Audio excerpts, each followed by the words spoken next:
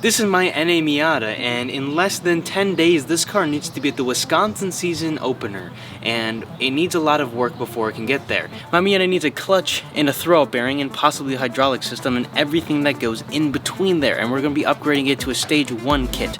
Now, we do have a massive problem, however, and our problem consists of the fact that the clutch kit has been out of stock for about 2 months now. Now, a week ago, I got a little impatient, and I ordered a hydraulic clutch refresh kit. The reason I think this hydraulic refresh kit will do the trick is because when I push the clutch in, it builds hydraulic pressure after I pump it a few different times, and then it finally engages the slave cylinder to engage the clutch in the transmission. If I pump it, I can get the car into gear now. But if I don't pump it, and I just let it sit for a second, and now I go, it's gonna grind the gear if I try putting it in. I have the hydraulic refresh here, ready to go, and the first step, well, jack the car up, and let's take a look at the parts and what we gotta do.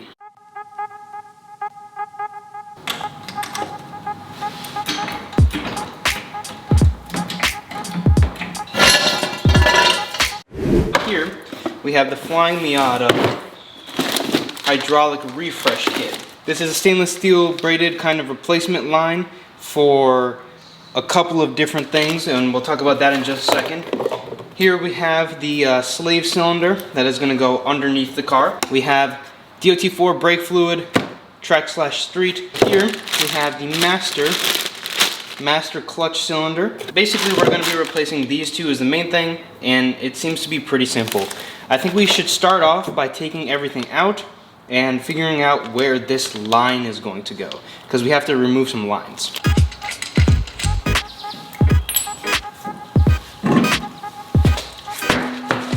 So there's a slave cylinder, and there are the 2 bolts and the 1 line.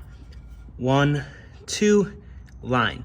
This line goes into this coil here, and that coil then sneaks up into the engine bay. That line from there comes up into here, through here, all the way up into the master, all the way in the corner there.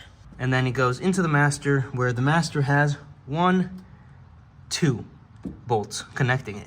So what I'm going to do is start off by taking the master cylinder off and taking this line off right here. So right now I'm just going to use WD-40 on all of the bolts because they do look pretty rusted. I'm going to let that sit for a second and do the bolts on the bottom as well. This will just ensure that I don't strip a bolt and it comes out and I don't break anything. So we are dealing with brake fluid, so something to keep in mind is safety, wear gloves, glasses even, and well, we're gonna go right into it. I believe that this should be a 10 millimeter. So it is a 10. I'm using this special tool made for the brake hard lines. It's kind of got a little bit of a flange on the face. It's a little thicker, and it has less of an opening. A normal wrench will work because they definitely help and will avoid stripping the bolts. There we go. So we got that off. And then the 2 bolts here are going to be 12 millimeters. Before I take this off, I'm gonna put a rag underneath it though, because it's going to drip. And I don't want it to drip onto the car. So now that we got the line off, we can kind of just bend it out of the way a little bit. The WD-40 does its trick.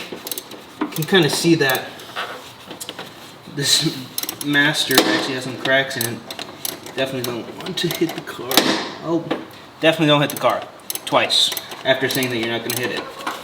Now we can get the other side off and pull the master cylinder off. So now that I have the bolts off,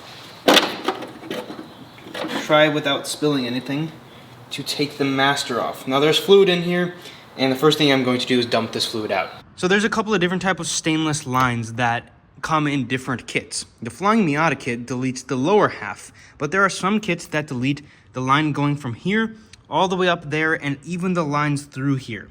This does not delete that line. I mean, there's no real reason to delete this hard line here because, well, I mean, it's a solid hard line. This might make it a little better in terms of pressure, but we're deleting all of that coil there. So from here, this line is gonna go and connect to this side of it. It's gonna go on the back end of here. It's gonna delete this all the way down, and it's gonna connect into the slave cylinder all the way down there. Now that I know that, I'm also going to take the line out in order to put everything back together. Now I apologize for this next clip that I'm not going to be able to get a close-up, but basically there's a clip here that pushes in, and what I'm going to do is pull this clip out and undo this line here, and that's going to allow this side of the line to be free. I'm going to do that before I do anything with the slave cylinder at all. I'm just going to take my mallet here and kind of give it a couple of taps, and that should just fall off of there. There we go. So that's what it looks like. It kind of just gave it a couple taps and it came out. One mistake that I realized was you should leave the clip in, take the line off, and then take the clip out afterwards, because the clip will hold the line into place while you try to take them apart. Oh, that one was a little painful to get to.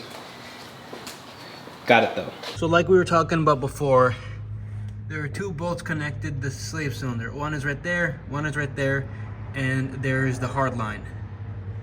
I'm going to take the hard line off, and I'm going to take those two 12 millimeters out, and the slave cylinder should just come out. And then I believe that's a 10 millimeter right there that holds that hard line in it. All the hard line should come out after you take that 10 millimeter out.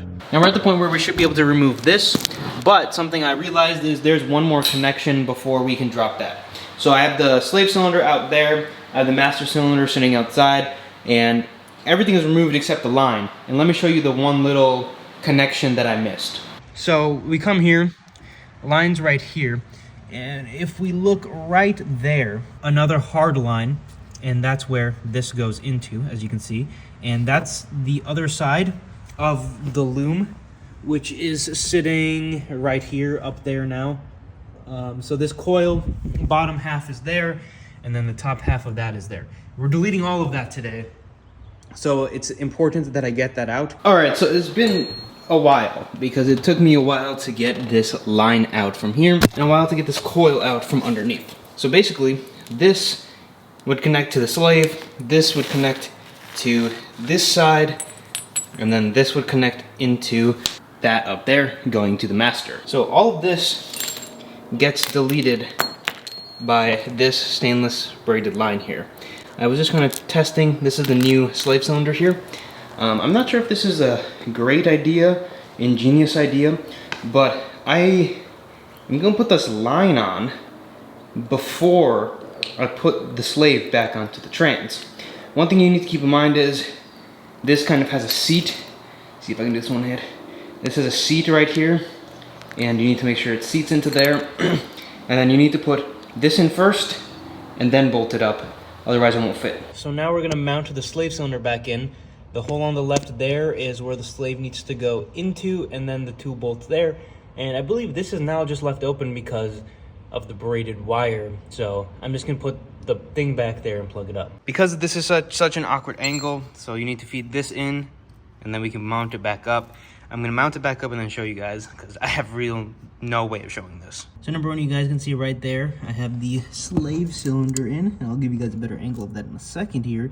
But also you see the stainless line, and I ran it kind of close to the OEM location, but you can't put it in the OEM locations, and you have to put it here because there's a second OEM location down there, but it won't fit through it because it's supposed to stop like it does here.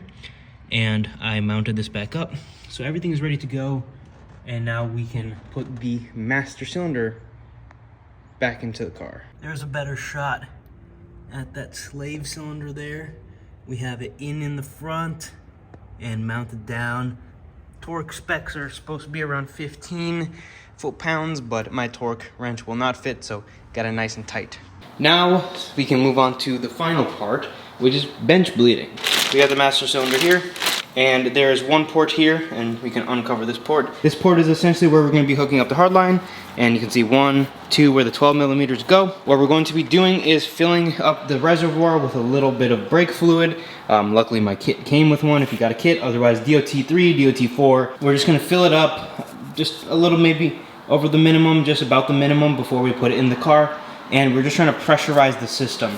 Right here you can see there's the port where it gets pushed in. When it gets pushed in, it sends hydraulic pressure, and that's kind of how the clutch works. We're basically going to get the system aired out. This way there'll be minimum air, and it's going to bleed a lot easier from the slave, which we'll be doing later. Like I said, we're just going to put a little bit in just to get it into the system. This and you're gonna wanna hold it, and it is going to shoot a little bit of brake fluid out of here once it's pressurized. And just come here and push the back of the cylinder.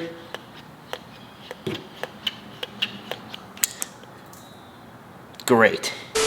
And now, well, as long as I don't tip it over, the system is theoretically bled. So come, get it into place, and install the hard line. At this point, it took about 10 more minutes to put this master cylinder on. It took me a while just because the hard line is a little awkward to get on at times, and there's a little bit of a tight space when trying to get the 2 bolts on in the back. Just take your time, and you should be able to get it with a little bit of patience. All right, the car is all back together now, and I have topped up the master cylinder. This line isn't leaking. Check all the lines, make sure there's no leaks, and we're gonna do a quick flush. I have this bleeder hooked up to the bleed screw on the slave cylinder, and I'm pretty sure as soon as I put brake pressure that this is going to put pressure here and this line is going to fall off, and I don't have zip ties at the moment. So I'm gonna very carefully try to bleed this. As you can see, air bubbles are already escaping this into that bottle.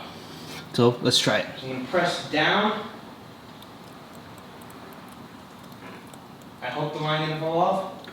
Come up, press down, come up, press down, come up. So yeah, it's working. I'm gonna keep doing this, and I'll catch you guys when the car's down, I guess. All right, so we're done with the bleed. Everything is back together. If this worked, the car should be working. I might have to re-bleed. That might be the only problem we have. But here's the moment of truth of whether or not the hydraulic refresh made the car run and drive again. So this is the moment of truth. I'm letting the car warm up, but let it warm up for a second, and I'm gonna push the clutch in, and I'm gonna put it in first gear. If the car doesn't automatically lurch forward or grind the gear, then this worked. I'm still gonna have to replace the clutch, but I have some time in between driving it a little more and getting the clutch because they are out of stock. It's in gear, and it's working. So we're driving the Miata, and it's working perfectly as it should. No grinds in the gears. Downshift's just fine. Upshift's just fine. Every gear is working. Reverse is working. Having the whole system refreshed, it feels very nice. If I wasn't recording the video, it probably would have taken me about 2.5 to 3 hours doing it for the first time. I could probably do it all again in less than 2 hours. Of course, when you do something for the first time, and then you go to do the second time it's basically half the time. All right, so the Miata's working fantastic now. All this hard work that we've done today has got us to the point where it's drivable again, and I'm gonna enjoy it for some miles, and whenever the Flying Miata kit arrives, well, great. Hopefully I can get my car back onto the racetracks, or onto the racetracks, period. I don't want to do that until I get a new clutch. Maybe we'll send it anyways. We'll see. There's still a lot that has to be done to this car. Interior bits and pieces, alignment stuff, but we're almost to the point where I want it to be. If you guys did enjoy this video, learned something, found it informational, entertaining, whatever it is, subscribe. And as always, well, I'll see you guys in the next one. And the next one's a little bit more painful than this one has been. All right, so the Miata is working fantastic now. I swallowed a bug.